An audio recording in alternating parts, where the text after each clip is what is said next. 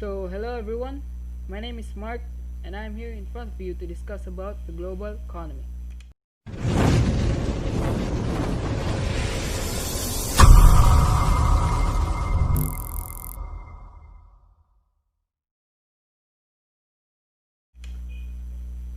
For the overview of this chapter, it identifies how the global economy has been constructed analytically. The first task is to define what is really new about the global economy.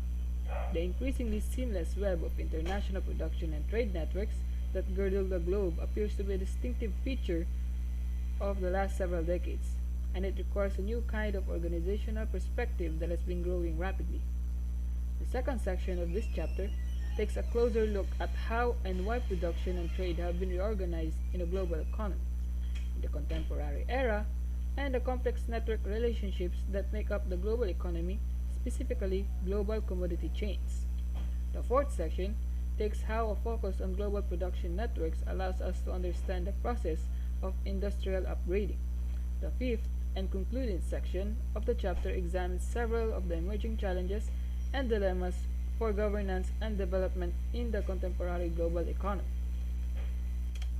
The first section of this topic tackles about surpluses and deficits.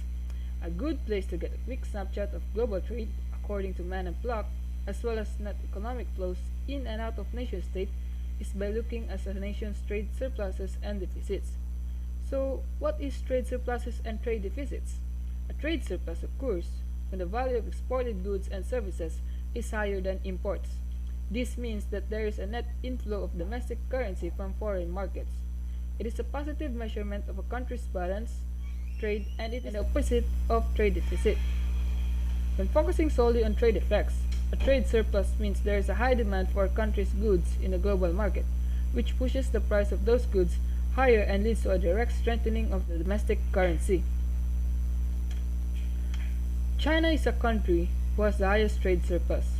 This all happened when China joined the World Trade Organization in 2001. Exports of goods and services spiked from 20% of GDP in 2001 to 36% GDP in 2007. China's imports climbed from 18% of GDP in 2001 to 28% in the same period. So, China's economy became thoroughly intertwined with global economy in just a few years. Their products have become attractive to many people because China's products are priced low. Due to this reason, China now has the highest trade surplus with approximately 421.9 billion US dollars in the year 2019. A trade deficit, on the other hand, is the opposite of trade surplus. It is an amount by which the cost of a country's imports exceeds its exports. It's one way of measuring international trade, and it's also called a negative balance of trade. A trade deficit occurs when a country does not produce everything it needs and borrows from foreign states to pay for the imports. It also occurs when companies manufacture goods in other countries. The United States has the highest trade deficit, and it has the largest deficit with China. This happened because other countries can produce things more cheaply than the United States can, such as consumer products or oil. Aside from that, this also happened because other countries don't need what America is good at making. Lastly, this occurs because foreign countries trade a lot of everything with the United States, but America imports more than it exports. The year 2019, the US trade deficit in goods and services was $616.8 billion. Imports were 3.1 trillion US dollars and exports were only 2.5 trillion US dollars. So this is a simple definition of trade deficit and trade surplus. So as you can see, trade deficit imports more than exports, while on the trade surplus exports more than imports. So trade surplus and deficits simply say that surplus is good and deficits are bad, because if we talk about surplus, it means that you are spending less than you are earning, meaning you you're on the green side of things. However, if we talk about deficits, it means that you are spending more than you are earning.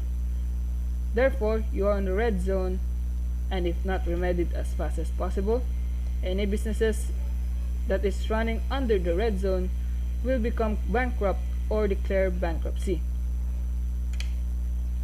The next chapter for this topic is all about slicing up the value of chain. So, value of chain is a business model that describes the full range of activities needed to create a product or service. For companies that produce goods, a value of chain comprises the steps that involve bringing a product from conception to distribution, and everything in between, such as procuring raw materials, manufacturing functions, and marketing activities. So, value of chain helps increase a business's efficiency. So, the value of chains help increase a business efficiency so the business can deliver the most valuable for the least possible cost. Its end goal is to create a competitive advantage for a company by increasing productivity and keeping costs reasonable. So, the notion of value-added chain has been a useful tool to the international business scholars who have focused on strategies of both firms and countries in the global economy. So the notion of value-added chain has been a useful tool for international business scholars who have focused on strategies of both firms and countries in global economy. Bruce Kogut, a professor of Wharton School of Business, University of Pennsylvania, was one of the first to argue that value chains are a key element in the new framework of competitive analysis that is needed because of globalization of world markets. The formulation of strategy can be fruitfully viewed as placing bets on certain markets and on certain links of the value-added chain. In a subsequent paper, Kogut elaborates the central role of value-added chain in the design of international business strategies, which are based upon the interplay between the comparative advantage of countries and the competitive advantage of firms. When we talk about comparative advantage, it helps to determine where the value-added chain should be broken across national borders. Competitive advantage, on the other hand, refers to factors that allow a company to produce goods or services better or more cheaply than its rivals. So, Michael Porter of Harvard Business School also developed a value chain framework that he applied both at the level of individual firms and as one of the bases of determining the competitive advantage of nations.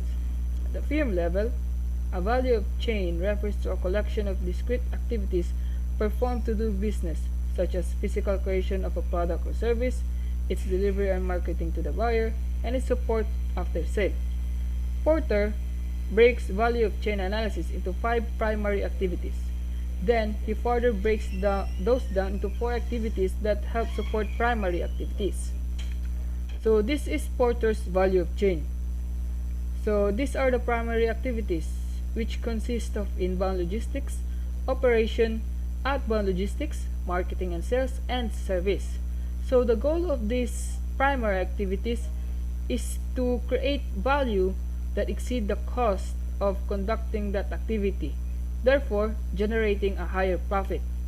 The support activities, which consist of firm infrastructure, human resource management, technology development, and procurement, also plays an important role in supporting the primary activities, such as human resource management, which can play a role in operations and marketing and sales. So the next section talks about the production network in a global economy. In the 1990s, a new framework called Global Commodity Chain tied the concept of value-added chain directly to the global organization of industries.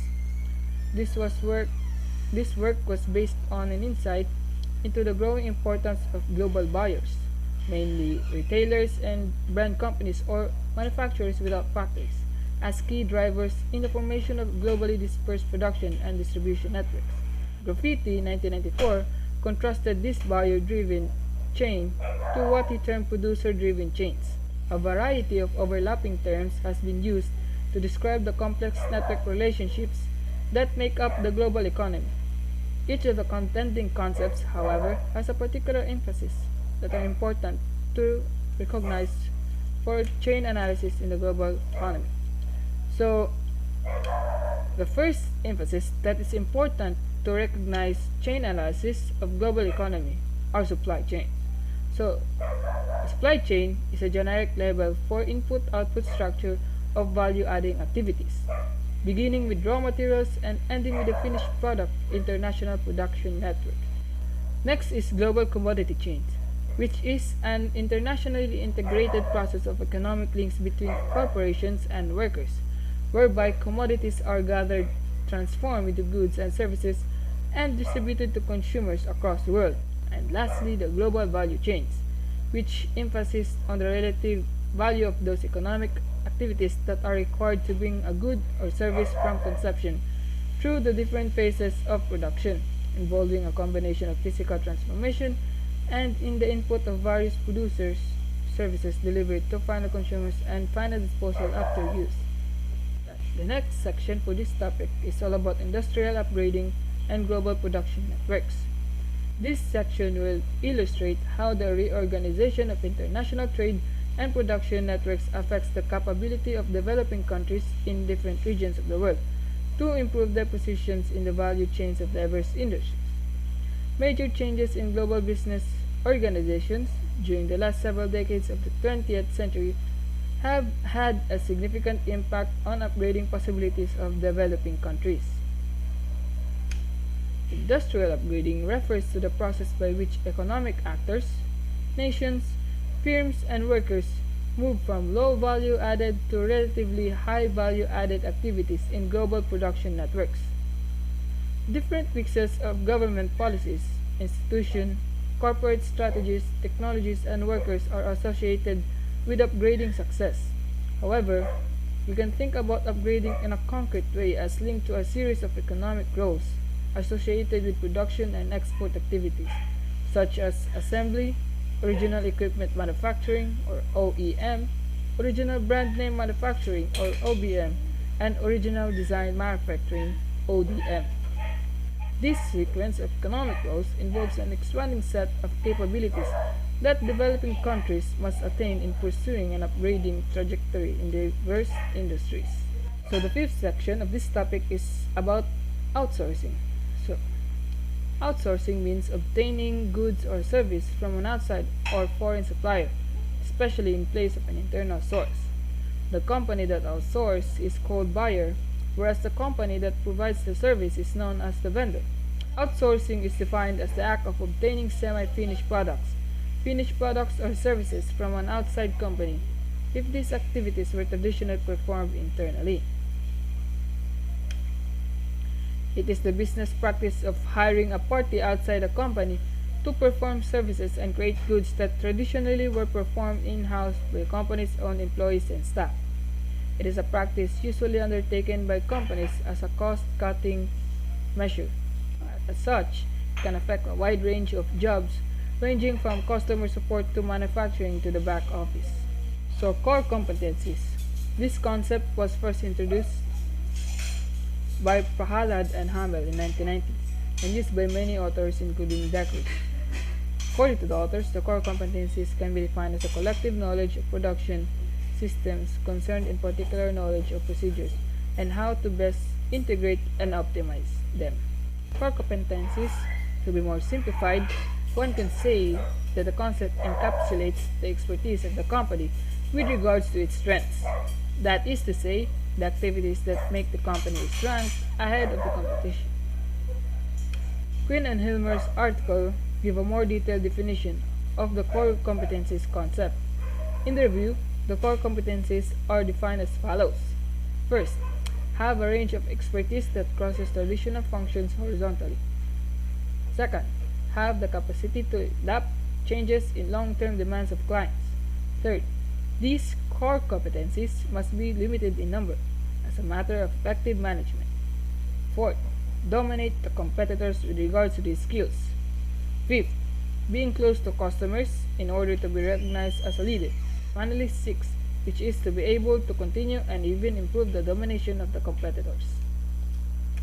So, is outsourcing a good or bad strategy? Economists are almost unanimous. Outsourcing is a good business strategy. But, as with every business strategy, outsourcing has its own limitation and unintended consequences that, if not addressed, can turn into a bad business strategy. Outsourcing is easy to be replicated by the competition. It leads to fragmentation and disintegration of the supply chain, inviting new competitors into the industry. It also nurtures corporate complacency, and it undermines a company's relation with its labor, customers, and the domestic and local communities. So the thing about outsourcing is that it has become such a polarizing issue that it is difficult to talk about it in a rational manner. I know a lot of people who can say enough good things about outsourcing, how it has helped their businesses, and I also know a lot of people who were affected negatively by outsourcing and think of it as an instrument for evil. But outsourcing, like any instrument, can be used for good and evil. It affects different people in different ways. All of us have been affected by outsourcing in different ways. The best way to approach outsourcing is to look at it objectively. Weigh the benefits against the cost of outsourcing before making any judgment of it. The last section of this topic is about the globalization backlash, which is dilemmas of governance and developments. So recent economic crisis accentuated a globalization backlash, bringing anti-globalization sentiments to the surface. As markets have gone global, many people sense that globalization means greater vulnerability to unfamiliar and unpredictable forces that can bring economic instability and social dislocation, as well as flattening of culture in the face of well-financed global marketing machines and brand bullies. In addition, there is a global imbalance in global rulemaking. On the one hand, the rules favoring market expansions have become stronger and more enforceable, such as intellectual property rights for software and pharmaceutical companies, or the restriction on local contents provision and export performance requirements in WTO. On the other hand, rules that favor other valid social objectives, such as human rights, labor standards, environmental sustainability, or poverty reduction, are lagging behind. So that is all the topic about global economy, and I hope you learned something, and see you in the next video.